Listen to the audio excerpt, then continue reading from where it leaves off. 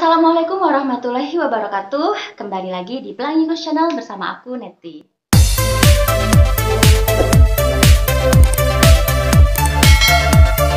Di video kali ini aku mau share pengalaman melahirkan secara normal dari anak pertama dan anak kedua. Tapi sebelum aku cerita gimana pengalamannya, aku akan jawab beberapa pertanyaan berikut.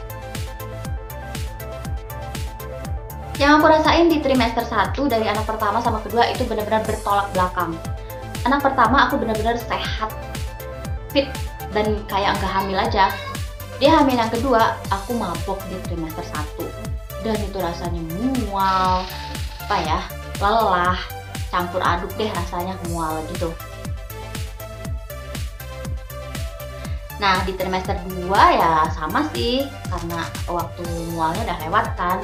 Cuma 3 bulan aja, jadi di trimester 2 ini lagi enak-enaknya makan, terus bawaan badan juga enak, dan kita harus menjaga emosi kita harus happy terus. Di trimester 3 ini karena hamil aku kecil, perutnya kecil, jadi perut hamil aku baru kelihatan di trimester 3. 7 bulan ke atas baru kelihatan deh kalau aku tuh hamil. Terus yang aku lakuin di trimester 3, aku baru USG. Jadi trimester 1 sampai 2 aku nggak USG tuh. Di ketiga aku baru USG, 7 bulan aku USG. Juga beda nih yang aku lakukan waktu memasuki usia kehamilan 9 bulan. Di anak pertama aku nggak USG tuh, sedangkan di hamil yang kedua aku USG karena waktu lahir anak pertama itu prosesnya sulit dan tidak lancar. Jadi bidannya takut jangan sampai kejadian lagi kayak pengalaman pertama. Makanya memasuki 9 bulan itu aku disuruh cek gimana keadaan bayinya dalam perut, apa udah di bawah, kemudian apakah dia kelilitan di pusar, ya buat mastiin posisi baby gitu. Dan alhamdulillah semuanya bagus.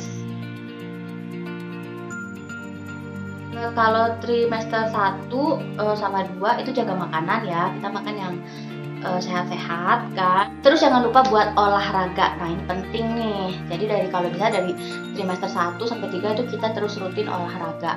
Ya jujur sih aku waktu itu mulai 7 bulan sih aku olahraganya, dan yang aku lakukan itu adalah yoga. Kalau jalan kaki di 9 bulannya aku baru jalan kaki. Keluhan yang aku rasakan dari hamil pertama sama hamil kedua sama, yaitu aku punya penyakit wasir. Wasir itu lebih ke pendarahan, tapi pendarahan mulai dari dubur ya, dan setiap memasuki trimester 2 pasti pendarahan, kemudian trimester 3 pasti pendarahan. Kalau di anak pertama aku cuma pendarahan sekali waktu memasuki trimester 3, tapi di hamil yang kedua ini aku mengalami 2 kali pendarahan dari dubur ya, trimester memasuki trimester 2 dan memasuki trimester 3. Tapi alhamdulillah lahirannya selamat dan juga wasirnya bisa diobati. Jadi buat teman-teman yang punya sakit wasir juga nggak usah khawatir, kalian konsultasi aja ke bidannya. Dan kalau ada yang sama kayak aku sampai pendarahan kayak gitu, nggak usah khawatir juga. Yang penting makan kita dijaga, dan pendarahan itu normal kok, karena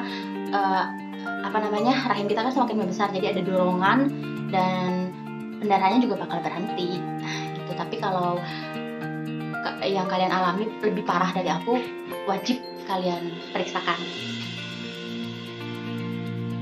Kayaknya kontraksi di setiap orang itu berbeda, dalam artian tergantung bagaimana kita menghadapinya. Nah jadi kalau aku menghadapinya ya aku tetap positive thinking, jadi sehingga si kontraksi itu terasa nikmat aja. Memang sakit tapi nikmat dong, karena kan namanya juga mau lahiran, pasti harus kontraksi dong, jadi kita nikmati aja. Dan cara menghadapi kontraksi itu yaitu adalah bernafas seperti ini.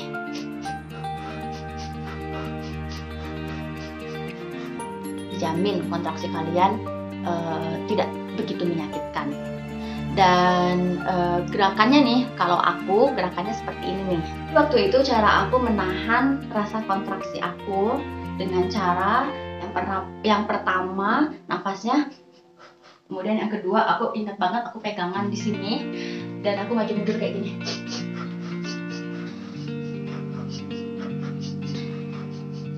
Ya ampun, aku ngerasain banget waktu itu sakitnya gimana. Kemudian yang kedua, selain pegangan di kursi bisa juga pegangan di tralis jendela seperti ini. Nah, pegangan seperti ini, kemudian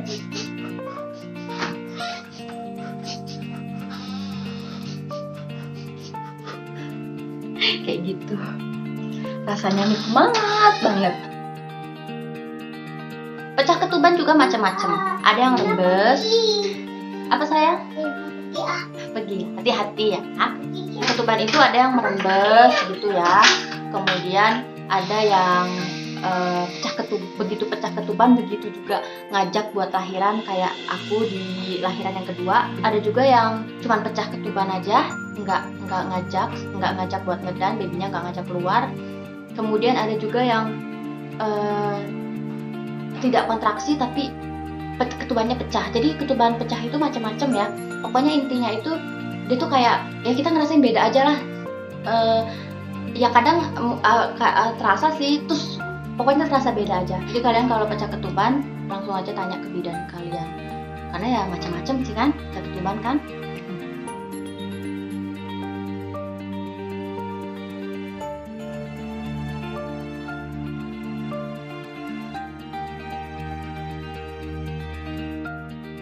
Saran aku buat teman-teman yang lagi hamil yaitu kalian harus belajar mengatur nafas. Nah, gimana caranya? Yaitu dengan salah satunya dengan yoga. Jadi yoga itu selain olahraga juga mengurangi rasa sakit, dan yang paling penting untuk mengatur nafas dan juga untuk menenangkan pikiran. Jadi melahirkan itu kan dari kontraksi sampai lahiran, yang paling penting itu pikiran kita harus tenang. Nah, kalian bisa lihat gerakan yoga di sini nih. Nah, jadi ada beberapa gerakan yoga itu yang tatapan kita melihat ke perut, seperti ini. Ambil dulu sayang dikit lagi, ambil gelasnya.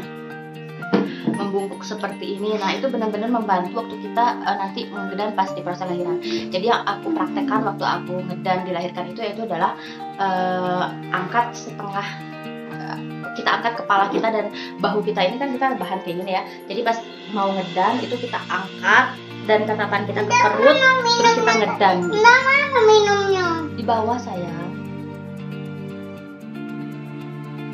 Kita mulai dari lahiran anak pertama ya. Namanya melahirkan anak pertama yang pastinya belum punya pengalaman dan juga belum punya wawasan yang dalam mengenai melahirkan. Jadi aku waktu itu cuma ngandelin cerita-cerita dari temen sama cerita-cerita dari saudara aku. Jadi waktu itu tanggal 8 Februari 2018 jam 3 malam aku ngerasakan kayak segugut dari pinggang, sakitnya itu dari pinggang sampai ke bawah. Dan memang sebelumnya kakak aku tuh bilang kalau rasanya pengen melahirkan itu rasanya kayak segugut gitu. Sebenarnya waktu itu HPL-nya tanggal 20 Februari, tapi maju lebih cepat ke tanggal 8 Februari. Nah, jadi aku kebangun jam 3 malam, aku merasakan sakit pegel yang memang benar-benar kayak segugut gitu, dan aku udah punya firasat, wah kayaknya ini deh, kayaknya aku mau lahiran deh. Dan aku sampai bolak-balik ke WC, karena rasanya juga ada kayak pengen buang air besar, tapi nggak taunya nggak ada isinya, dan juga kebelet pipis terus. Tapi waktu itu aku karena sakitnya masih jaraknya lama ya, mungkin kurang lebih 15 menit atau sampai 30 menit, jadi aku masih bisa untuk bawa tidur. Jadi aku paksa buat bawa tidur, dan seingat aku sih kayaknya bisa aku waktu itu bawa tidur sampai bangun subuh. Bangun subuh aku masih melakukan kegiatan seperti biasanya ya, bersih-bersih, mandi, malah aku sempat masak. Dan itu ya sambil ngerasain kontraksi, tapi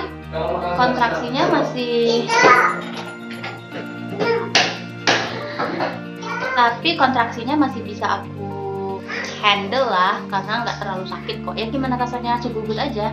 Sekitar jam 8 aku pergi ke rumah orang tua aku kerja, dan jam 9 itu ngeluarin tanda berupa darah. Darahnya sedikit sih, dan kayaknya ada lendirnya sedikit juga, dan aku langsung bilang ke ibu aku, wah udah ngeluarin tanda nih bu, udah ada darahnya. Terus langsung telepon bidan, dan ternyata bidannya masih dinas di puskesmasnya kan, dan dia nyuruh buat ke rumahnya. Jadi kan lahirannya di rumah bidan nih, buat ke rumahnya itu sekitar jam 2 atau jam 11 udah dia suruh, aku lupa kayak. Intinya dari jam 9 itu mulai sering kontraksinya. Sekitar di atas jam 12 siang zuhur itu aku ngerasa ngantuk banget. Jadi kontraksi iya, ngantuk iya. Jadi pas kontraksinya hilang itu aku bener-bener ngantuk yang pengen tidur sampai aku rebahan di kasur. Dan ketika kontraksi itu muncul, wah bener-bener sakit. Itu aku nggak sanggup buat tidur, aku pasti langsung bangun. Karena kalau tidur itu sakitnya makin terasa. Kontraksinya hilang, ngantuk lagi. Aduh, itu kayak bener-bener bikin aku capek sih sebenarnya. Sampai akhirnya jam 1:30 itu kayak udah mau ngajak ngedan aja gitu, tapi ketubannya belum pecah. Akhirnya ayo kita berangkat, naik mobil kan, berangkat ke rumah bidannya, dekat rumah bidannya juga. Sampai rumah bidannya udah siap dan aku disuruh masuk, kemudian diinfus. Nah ini yang aku heran di hamil yang pertama. Jadi waktu udah infus aku disuruh duduk nih kan di di kasur lahiran itu, dan di sana aku mulai ngerasain rembesan ketuban. Tapi sakit kontraksi itu udah hilang dan udah nggak ada sakit lagi. Jadi sakitnya itu cuma di rumah tadi aja. Sampainya di rumah bidan itu udah nggak sakit lagi. Mungkin kali udah siap mau lahiran kali ya. Itu aku disuruh rebahan dong, suruh posisi ngedan gitu, dan nanti kalau mau ngedan didan kan ya, kata bidannya. Oke. Nah bener mau ngedan, tapi yang terjadi aku nggak bisa ngedan. Setiap ngedan pasti bidannya teriak, salah, nggak gitu. Jadi aku tuh ngedan, bidannya kasih instruksi ngedan kayak buang air besar, kayak kita buang air, BAB kita tuh keras gitu. Aku kayaknya udah mencoba untuk ngedan seperti itu, tapi masih salah. Kata merasanya aku ngedannya di leher gitu. Jadi beberapa kali ngedan salah terus sampai akhirnya coba posisi jongkok, juga dicoba posisi jongkok tapi masih juga susah keluar babynya. Kemudian waktu posisi jongkok itu aku kan heran karena ini pengalaman pertama. Aku bilang ke bidannya gini, kok nggak sakit sih? Karena aku bener-bener gak ngerasakan sakit. Yang aku rasakan itu ya cuman mules aja, terus ngedan, nggak taunya cara ngedannya salah. Dan aku merasakan sakit, aku heran, kok nggak sakit? Atau ini ada yang salah gitu kan? Tapi kata bidannya emang udah nggak sakit karena proses kontraksinya udah lewat. Jadi memang kayak gitu guys. Jadi sakitnya itu cuman di kontraksinya aja. Jadi pas kita siap untuk ngelahirin, si bayinya udah ngajak buat ngedan, itu udah nggak sakit lagi. Nah ternyata pas di posisi jongkok masih juga gagal. Akhirnya aku balik lagi ke posisi rebahan gitu ya, dan masih salah. Dan itu bidannya udah cemas banget, semua yang ada di sana ada cemas. Di sana itu waktu itu ada 4 orang, suami aku, ibu aku, suster sama bidannya. Itu udah semua cemas, ayo nanti bayinya nggak nangis gitu kan. Dan aku kayak karena udah kelamaan kali ya prosesnya 2 jam waktu itu, dari jam 2 dan dia lahir jam 4, mungkin aku udah kecapean. Dan akhirnya yaudah kayaknya didorong aja kata ibu aku kan. Akhirnya ibu sama suster itu kayaknya ngedorong perut aku dan babynya keluar, dan aku bener-bener nggak ngerasain apa-apa waktu babynya keluar. Dan ternyata benar, baby aku nggak nangis. Dan itu bener-bener momen yang haru banget. Aku sebenarnya kalau ceritain ini terus pasti aku langsung nangis gitu ini udah berkaca-kaca. Dan beneran baby aku nggak keluar, dan pikiran aku udah kemana-mana. Dan di sana juga aku nangis, tapi udah tuh aku diem, aku mencoba untuk ikhlas, aku berdoa juga sama Allah, ya Allah kalau memang baby ini bukan rezeki aku ikhlas. Tapi udah itu aku nangis lagi. Mungkin kayaknya baby aku itu nggak nangis sekitar, halo sayang, kayaknya baby aku itu nggak nangis sekitar 3 atau sampai 5 menit gitu, banyak gak lama. Alhamdulillah akhirnya baby Yuna nangis, dan itu lega banget, semua di ruangan itu lega. Babynya nangis, alhamdulillah dia selamat, dan sekarang usianya udah 3 tahun. Itu adalah pengalaman lahiran anak pertama, Yuna Pelangi Handrean. 3 tahun kemudian, di tahun 2020 aku hamil anak kedua, dan di sana aku bertekad pokoknya jangan sampai di lahiran yang kedua ini seperti pengalaman di melahirkan yang pertama. Di kedua ini aku harus sukses, aku bertekad kayak gitu. Ada yang ngajakin aku buat ikut yoga hamil, dan aku ngikutin yoga itu. di kehamilan bulan 7 dan bulan 8. Bulan yang ke-9 aku nggak mengikuti lagi karena itu udah bulan puasa. Jadi bulan puasa yoganya libur dari klinik ke sana. Dan akhirnya aku memutuskan buat yoga sendiri. Yoga sendiri yang di video aku sebelumnya ada 2 video. Tapi sebenarnya aku nggak rutin sih untuk yoganya. Sebenarnya bagusnya itu yoganya itu kan dari seminggu itu 2-3 kali. Ya samanya aja sama jalan kaki, kalau misalkan jalan kaki setiap hari. Tapi aku nggak rutin karena aku juga punya kegiatan.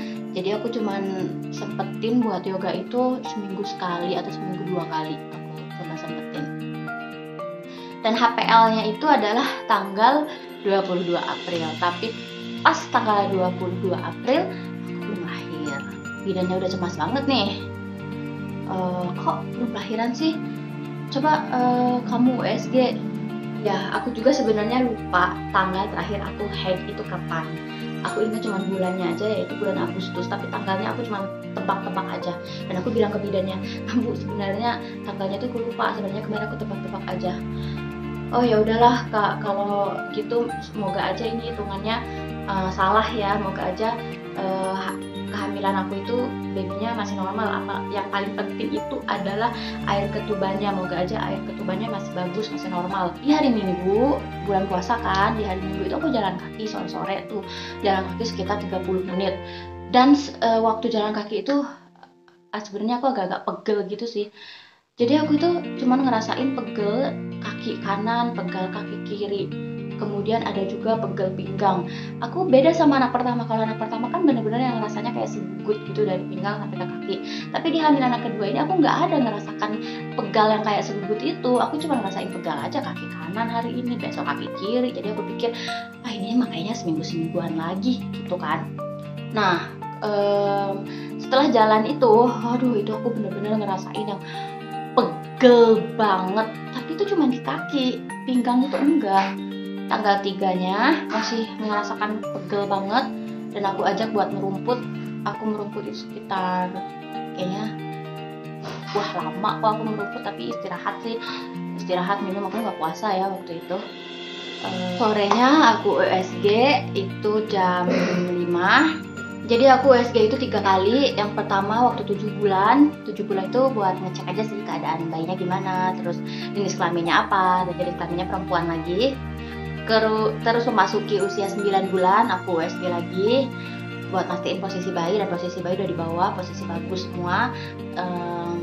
Kemudian yang terakhir yaitu karena lewat HPL, jadi aku USG lagi di tanggal 3. Dan di sana dokternya juga bilang, loh kok belum lahiran, dokternya. Pas USG semuanya baik, bayinya udah masuk panggul, dan waktu di USG itu udah di bawah banget. Dan dokternya nanya, udah ada tanda-tanda kayak mau lahiran belum? Nggak tahu sih, aku bilang kan, tapi yang pegel itu ya kaki. Pegel kan, kadang pegel sebelah kanan, kadang pegel sebelah kiri. Belum ada tuh yang pegel dari pinggang sampai ke bawah. Aku bilang kayak gitu ke dokternya kan. Terus pas di USG itu kan pakai alat gitu, dan emang bener si bayinya itu udah, si kepala bayinya itu udah bener-bener di bawah, udah hampir ya deket banget kayak gitu ke jalan keluar. Wah, kata aku pantesan aja tulang vagina aku tuh nyeri banget, ngilu banget, karena mungkin dia mendorong kan udah ke bawah gitu. Terus aku dikasih obat, kayaknya itu obat buat mempercepat prosesnya kali ya. Obatnya itu diminum di bawah lidah. Aku nggak tahu itu termasuk induksi atau bukan sih. Dan bidannya bilang, oke Neti minum obatnya jam 12 ya, biar kamu ada waktu untuk tidur, kata bidannya gitu, biar kamu ada waktu buat istirahat. Terus dia chat lagi, kalau boleh juga sih jam 3, kata dia gitu kan. Dan aku pilih, ya udahlah kalau kayak gitu sekalian sahur aja kan, jam 4 gitu. Sahurnya aku minum jam 4, aku nggak tidur lagi ya sampai subuh. Aku masih sempat sholat subuh waktu itu. Nah setelah sholat subuh, aku temanin anak pertama aku nonton di depan TV rebahan gitu. Nah aku ngerasain kayak mules banget, tapi itu benar-benar yang rasanya pengen mules aja sih, bukan segugut tapi mules gitu. Aduh, ini aku di WC ini ntar aja lah. Aku kan biasa kalau mules gitu ntar aja lah, nunggu dia mendorong banget baru ke WC. Aduh, ini udah benar-benar aku pergi ke WC dan memang benar ada isinya. Tapi itu pas aku tegak itu, aduh itu kayak rasanya itu kaki aku itu bener-bener kayak wah udah kayak rusak mesin gitu. Aduh kok rasanya gini banget ya. Dari sana aku, aduh kok ini kayak mules, mau pipis. Dan rasanya itu ya beda sama di anak pertama aku. Ini tuh bener-bener rasanya tuh ya pengen mules, pengen pipis, pengen buang air besar gitu kan. Terus aku telepon bidannya. Itu kan terasa sakitnya jam 5:30 tadi ya, terasa mulus itu jam 5:30. Jam 6 lewat aku telepon bidannya, Bu, ini kok rasanya aku tuh pengen BAB, pengen pipis juga, apa ini aku udah kontraksi nih? Oh ya udah kalau gitu kamu kesini aja, kata bidannya, jam 7:30 kamu kesini ya, karena ibu jam 8 mau pergi dinas. Oke, aku bilang.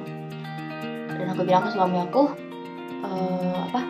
disuruh ke rumah bidannya nih jam 7:30.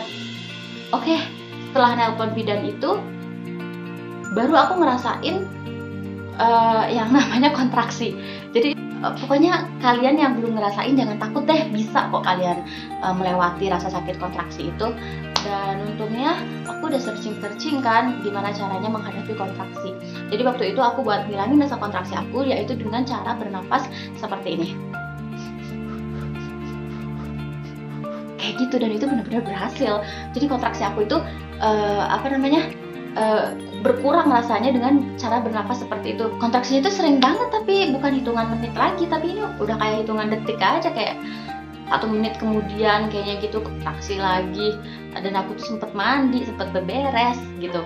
Dan jam 7 lewat kita berangkat pakai motor, dan aku duduk laki-laki gitu, duduk laki-laki pakai motor. Rumah bidannya kan deket, dan di sana aku udah khawatir sih, aduh gimana nih nanti kalau misalnya aku kontraksi di motor. Tapi alhamdulillahnya enggak, jadi sepanjang jalan itu aku nggak ngerasain kontraksi. Sampai di rumah bidan, bidannya lagi siap-siap tuh, jadi masih di kamar mandi bidannya, dan aku masih di teras. Kontraksi sekali itu lagi. Waktu itu aku mau duduk di kursi, tapi udah nggak, rasanya tuh udah nggak sanggup buat duduk di kursi, jadi aku berdiri aja. Kontraksi yang kedua, pas bidannya keluar nyambut aku gitu kan, ayo Ti masuk. Pas aku kontraksi yang kedua itu barengan sama pecah ketuban, dan pecah ketuban itu bukan kontraksi lagi yang aku rasain, tapi udah ngajak buat ngedan gitu. Aku langsung teriak, ibu ini ketubannya pecah, dan aku udah nggak bisa bergerak lagi. Ya namanya, jadi kita itu kalau dia udah pengen ngedan gitu, pengen ngajak, itu kita udah nggak bisa gerak lagi, tuh udah kaku bener dari kaki, dari pinggang sampai kaki itu udah bener kayak kaku aja gitu, udah nggak bisa gerak lagi gitu, tiba-tiba aja kayak gitu. Dan ayo disuruh masuk kan ke dalam, disuruh bawa ke kasurnya. Suami aku bingung, aduh ini gimana mau ngangkat, dan aku juga enggak Bu, aku nggak bisa ngapa-ngapain lagi, aku udah nggak bisa gerak lagi, aku bilang kayak gitu. Dan akhirnya aku digotong sama bidannya sama suami aku, digotong, dan itu rasanya wah ini bener nih sakit, tapi ya aku cuman bisa istighfar aja, astagfirullah, la ilaha illallah, semua apa aku sebut deh. Dan aku dibawa ke kasurnya, ternyata bidannya belum siap.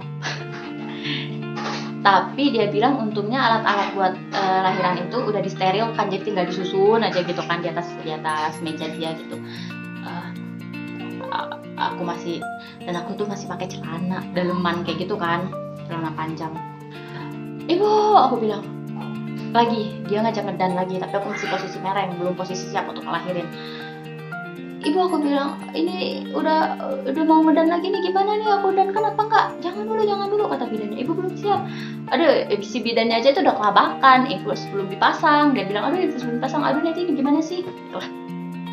Terus aku suruh suami aku buat buka celana. Buka celana aku. Dan ternyata dia sih waktu itu nggak bilang, dia bilang setelah semua proses selesai. Dia bilang ternyata waktu suami aku buka celana itu, rambut si baby itu udah kelihatan. Oh my god. Terus ya udah kata ibu bidannya, ayo ayo langsung kan dibikin posisi buat lahiran kayak gitu. Aku ngedan sekali, belum keluar.